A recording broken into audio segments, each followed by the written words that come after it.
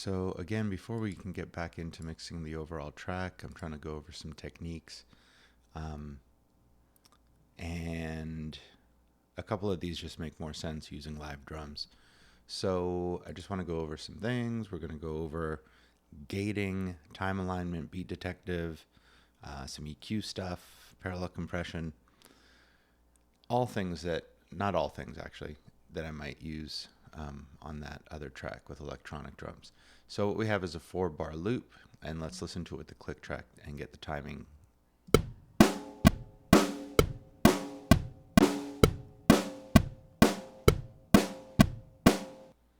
All right, so once again, really straightforward, just kick and snare. Kick on 1 and 3, snare on 2 and 4. There are no hi-hats or cymbals, but we do have overheads. So we have a kick, snare, overhead left, overhead right, and a mono room mic that's placed about 10-15 feet off the drum kit. First thing is there's some timing issues. If you look at the snare track, you can see that this snare drum is pretty late, and you have some kicks here, for example, that are significantly early. So we need to deal with timing. And before we do that, I want to actually deal with some time alignment issues, because as we start cutting this thing up, I want it to already be in phase. And remember when we talked about comb filtering, the idea that when you have multiple microphones on a source and they're at different distances from that source, the sound's going to reach those microphones at different times, and that's when you can get phasing issues. And it's pretty obvious if you look at the room mic, because the room mic being the farthest away from the snare drum, and I'm just going to look at the snare drum. You can do this to all drums to a certain extent. If you look at the snare hit on the snare mic, and that snare mic is, 2 inches, 3 inches off the drum, but then you look at the snare in the room mic and it's significantly farther away, or later, and that is certainly something that can cause some phasing. Now if you look at the actual waveform, it's not as troubling as it might appear, because at least you have this upward cycle happening at the same time. But if you look at the overheads, this is the snare also. That's where we're getting some phase concerns. So what are we going to do? For the snare, I'm going to move it back. So I'm actually just going to cut it here. I'm going to bring that back because I want to have the noise, but I'm just going to move this. So I'm going to use the overheads as kind of the guide here of establishing where this should all go. Okay, so I'm just bringing those waveforms back in line. I'm not going to A/B it with you right now, just with the idea that we're doing this. All right, let me see with this one. What are we going to do? Oh, I cut off too much of it. So interesting how that happens.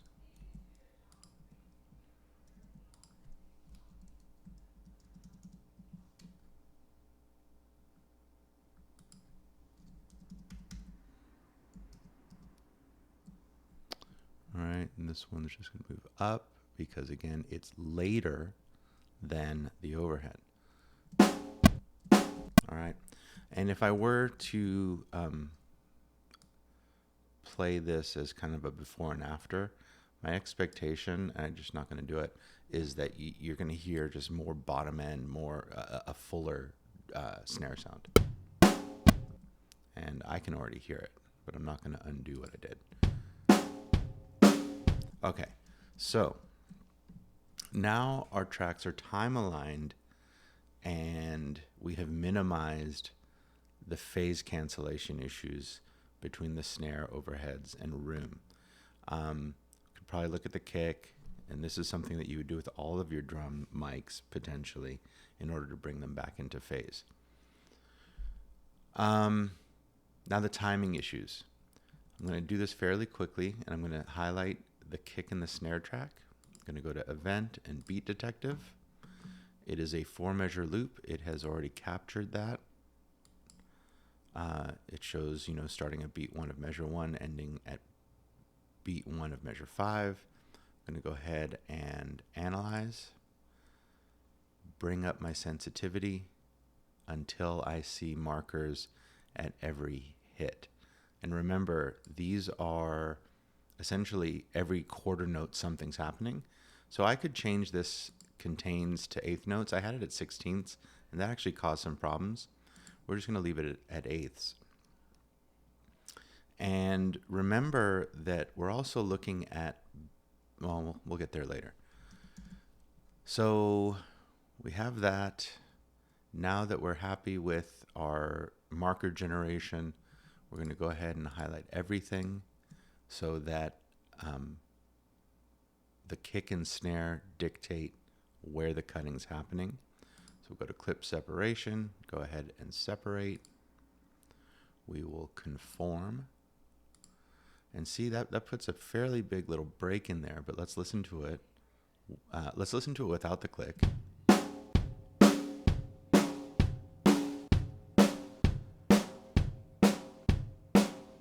Okay, so it doesn't sound great, obviously, because these are significant gaps. But if we put the click back, let's see if it sounds in time.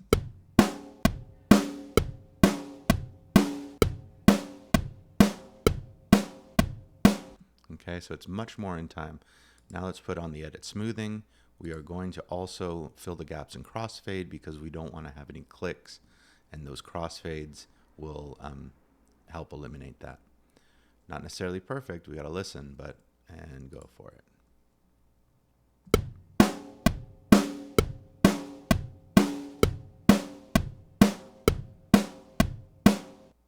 All right, so we are on to the click.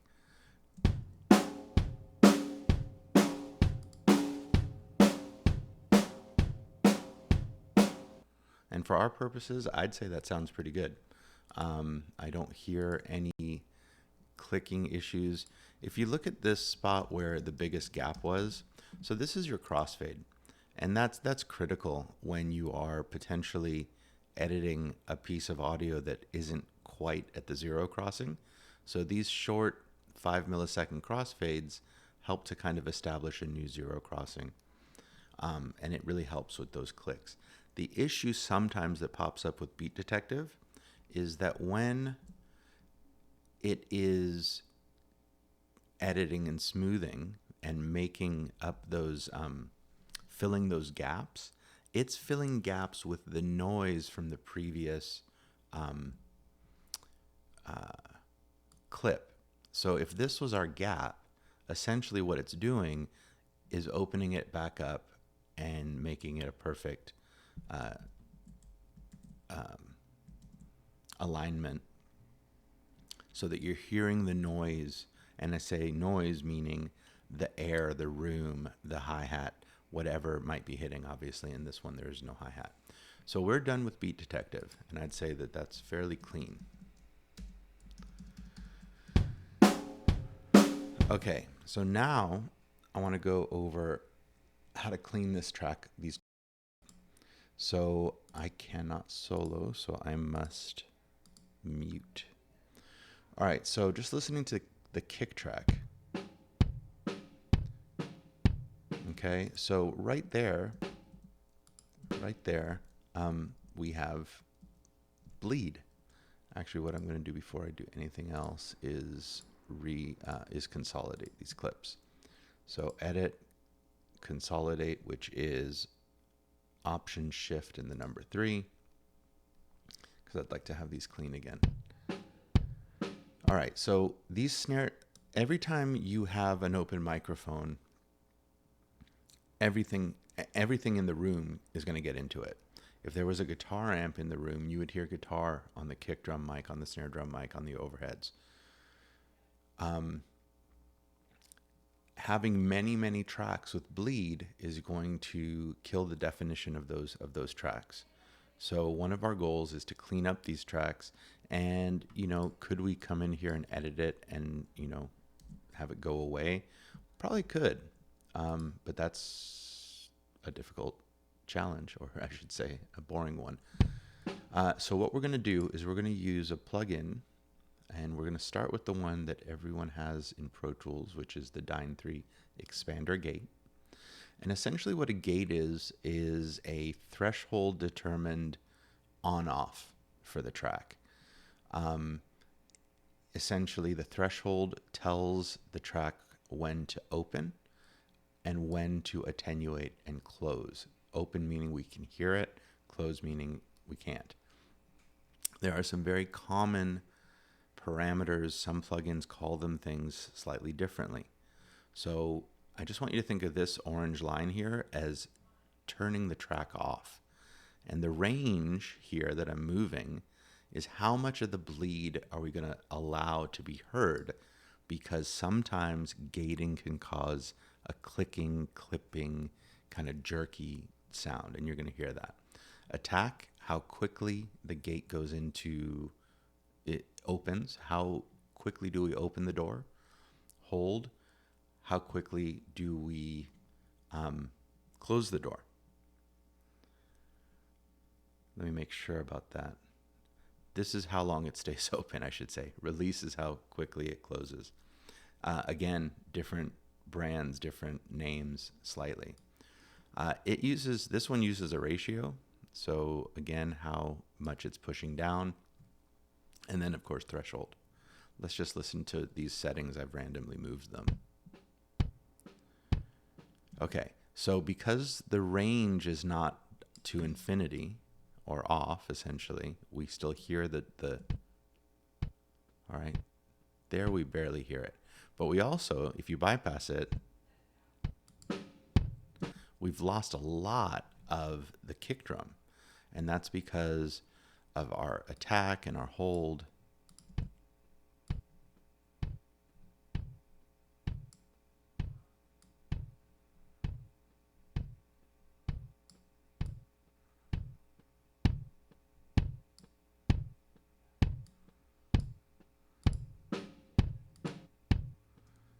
All right, so there, and I'm not going to spend too much time tweaking it, by increasing the attack or making it faster, it's opening more quickly to let more of the drum through, more of the transient through.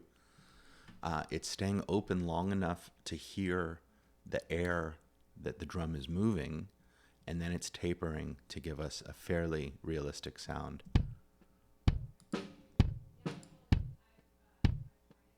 Okay. Now, one thing with gating is that you're always keeping in mind that you're going to reintroduce the overheads, for example, that are going to kind of cover up any jerkiness that there might be, but that was actually fairly clean. For the snare track,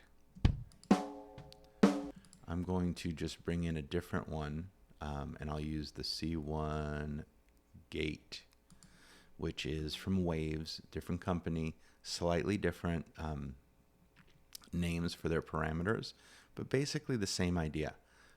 You're raising a threshold. That's, again, cut off too much.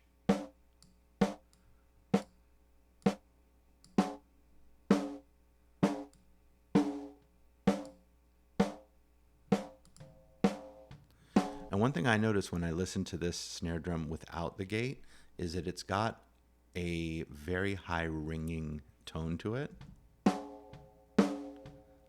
that is just going longer than the tempo itself. So it's kind of cutting off every time we hit it. So the gate is going to help tighten up that snare tone.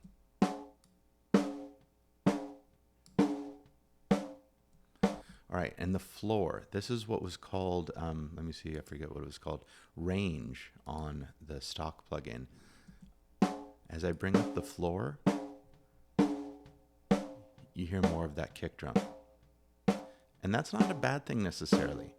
So what we're doing is we're telling the kick to be quiet, not go away entirely, which adds to that jerkiness. So telling it to be quiet is almost, it's adequate for what we're doing.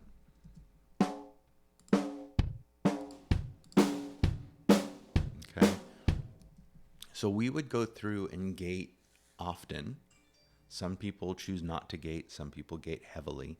The kick, the snare, the toms that may not be hit all that regularly. We do not tend to, or I do not tend to gate the overheads because they're the entire drum set, or the room because it's also the entire drum set. Okay. Outside of that, these are not particularly mixed in any way. I mean, they look like it, but I haven't really thought about it.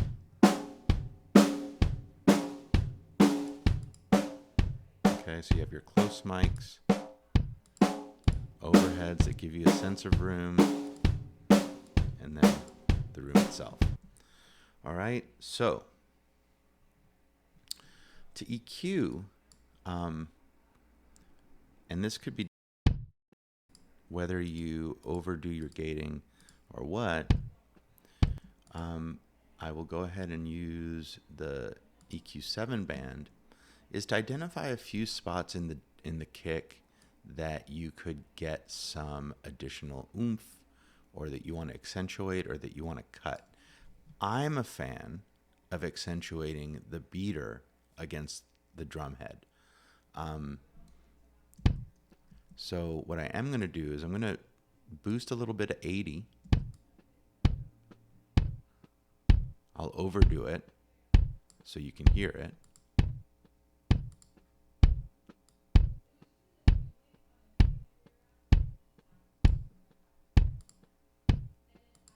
Okay, it really helps with that boost. That's a 7 decibel boost.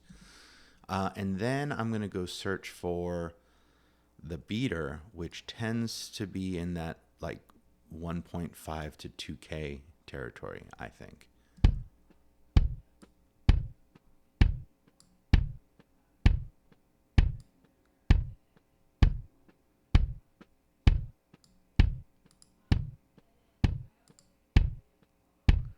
All right, so you can hear the snare drum a little bit in the background there, but that's okay. We've really accentuated the low end frequencies. We've given a little bit of a boost to the beater. And I think the one last thing I might look at is see if I can cut a little.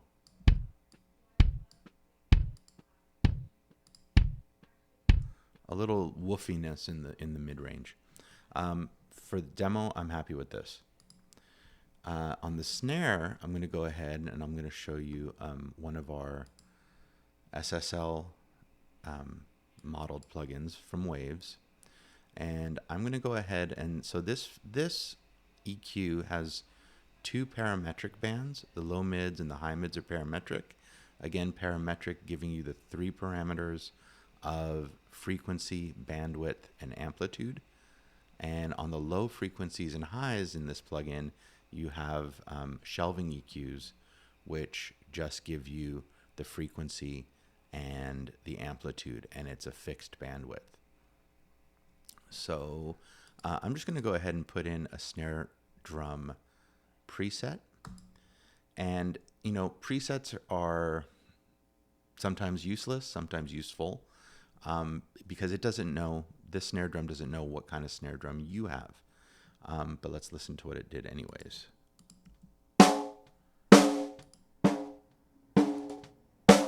Okay, so one, it's overdriving because it's really adding 8.5 decibels. I kind of like what it's doing on the high frequencies, but it's just too much. And this is all additive. I kind of find that kind of weird. And then also to add so much 200 to the snare drum, it's fatness, but it's not what I'm looking for.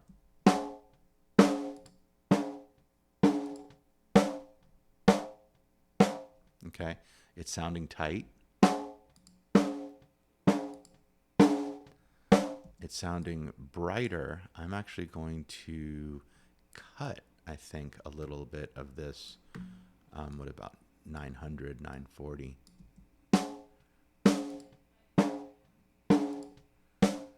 Get rid of some of that, like, again, kind of some boxiness. But because of that cut, I can bring up my overall.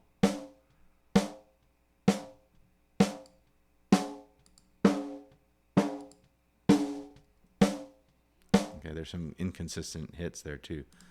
The kick sounds a lot better.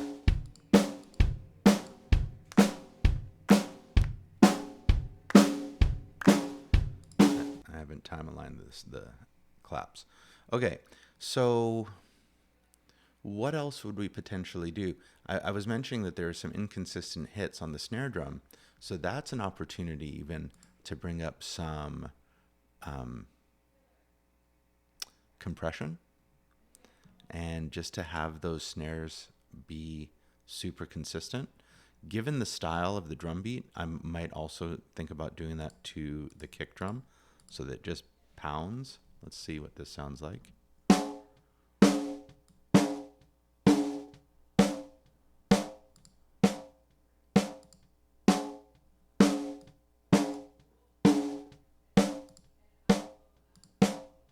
This is one of those things I'm not sure it's going to translate over a YouTube video being highly compressed on its own. But this is going to help. And I'm actually going to copy this. Option, click, and drag.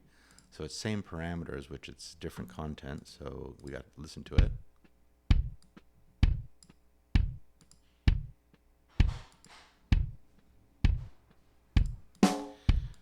Okay. All right, so I'm pretty happy with that so far. We time aligned, we fixed the timing with Beat Detective, we gated the kick and the snare. My wife's very loud with her everything she does is loud. You should hear, she yells. She loves you. Yeah, that's for you guys. I'm not so sure about me. So we gated the kick and snare to clean those up. We've EQ'd, and now I'm going to show you something that's very, very different. Just because it happens all the time, and that's using samples to replace a drum that you may not love the sound of, or to augment. So what I'm going to do is I'm going to duplicate the kick. And in this instance, I am not going to copy the inserts. I don't know if we've gone over this in a video recently, but this is really helpful to choose what it is you're going to duplicate, because I don't want all this stuff on the track that I'm creating. So I'm just going to unclick the inserts so that the inserts aren't copied. If there were sends going to reverbs or delays or compression or whatever, I might also undo that, because I don't want to spend my time deleting those. If there was automation that I didn't want to follow, I don't want to go in there and have to delete my automation, so I can kind of choose what gets duplicated, whether it's just the clip, the MIDI data, or whatever.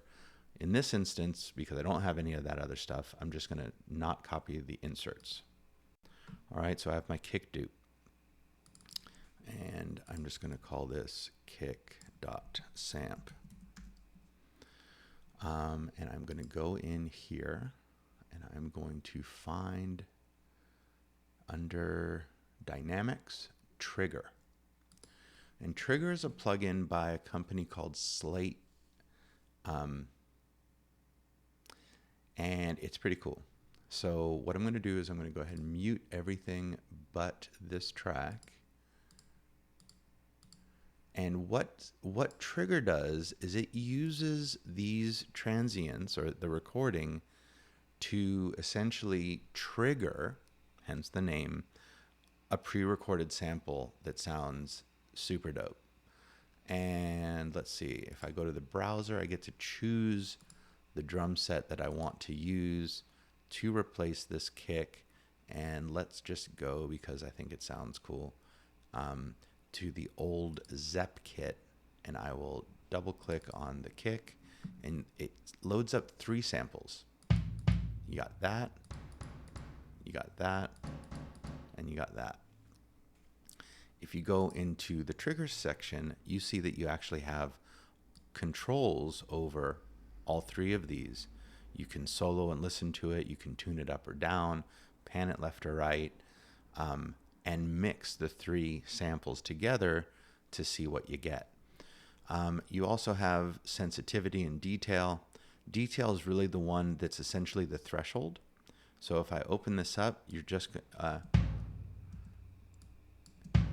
it's still triggering it because it's a fairly clean recording. Okay, so it's going from that to this nice big fat old school, not gated. All right, so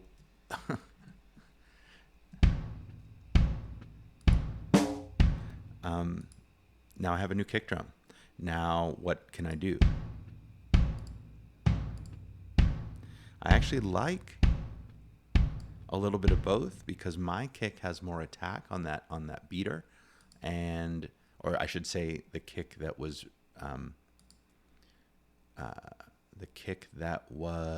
gated or recorded. And on this one, and I just copied again, I'm going to go to the browser and choose the old Zep kit for snare as well. It's muted. Let's see where that's at.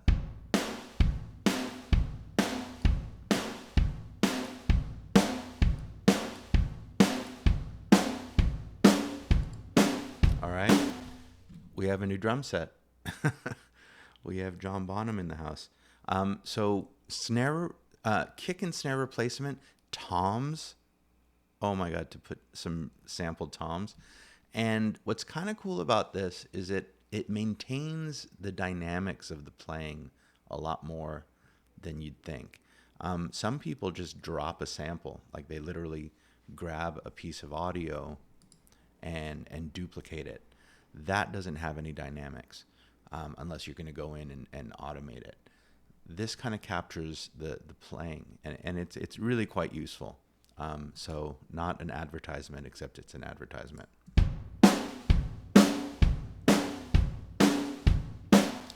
One last thing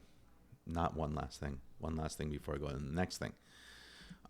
Notice that when I highlight the clip, it's coming up 5 ticks short of the full measure. So I do want to clean that up, because if I end up duplicating this, it would get off. So how am I doing that? I'm just highlighting this blank spot here, and I'm going to again consolidate the clip. And I don't think that's enough to cause any audible issues.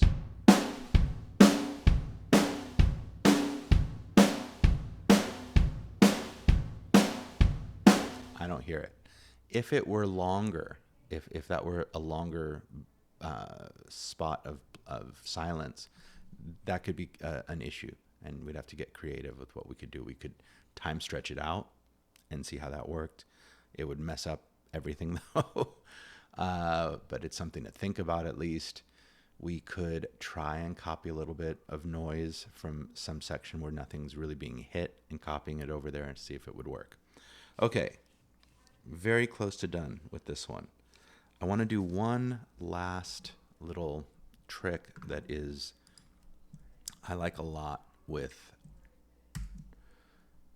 drums, and that is called parallel compression. I cannot forget to do this or you won't hear it. Okay, so an aux track. I'm going to call this Drum Crush. Now, parallel compression, what it means essentially is that you're mixing a compressed signal with an uncompressed signal. And if you look at this compressor, there is no wet-dry mix knob. I'm not sure if I could quickly bring one up that has one. Let's see, the C1 comp. This is output. This is in a wet-dry. So, you know, most compressors that I use don't have a wet-dry, but essentially that's what parallel compression is. It's a combination of a processed compressed signal with an uncompressed version. In any case, how do you do it? I'm going to go ahead and set up a bus. We'll choose 7/8. You take the drums that you want to compress, and it's not necessarily always all of the drums. But I'm going to do it. Actually, yeah, let's do it that way. I'm not going to choose the samples. So if I undo that, and then Shift Option click, so it's just going to the highlighted ones. So remember, if you have highlighted tracks, Shift Option click does to all that are highlighted. And I'm sending these at 0, so our drum crush is getting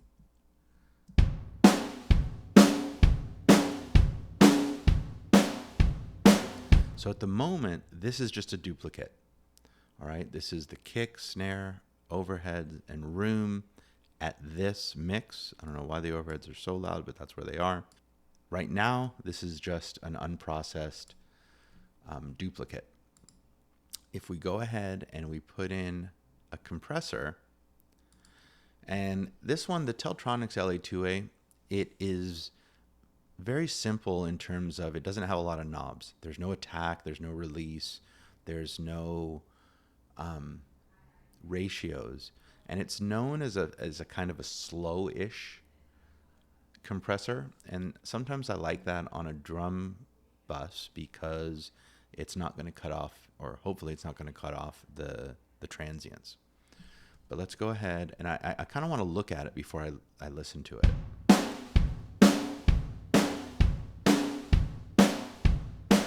All right, what's typical with parallel compression on drums is that you really knock it. So right now I'm getting around 7 decibels of peak reduction. Go up from that even a little bit.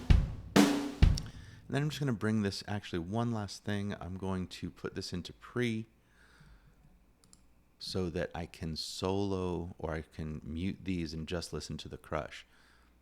And let's do that. And I have to mute, I cannot solo because of my recording.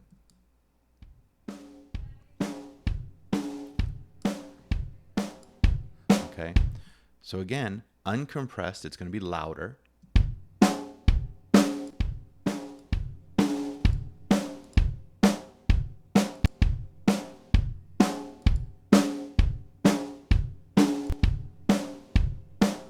Okay, you can already hear a little bit more of kind of the room and the noise.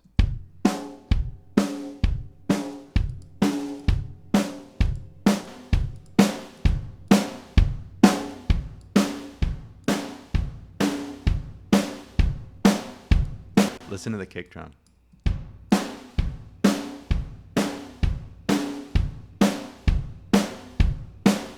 You're just getting, it's just more aggressive, it's more punchy.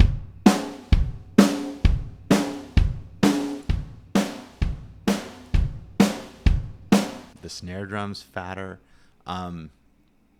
It's a pretty cool technique, I think. So we have gone over quite a bit of stuff. I don't know how long this video is, but it's good. So we time aligned the drum tracks, making sure that the snare drum wasn't hitting earlier than the overheads and the room. We fixed the timing rhythmically using Beat Detective. We gated the kick and snare so that those tracks were cleaner for bleed purposes. We didn't want all that bleed in there. We EQ'd the drums.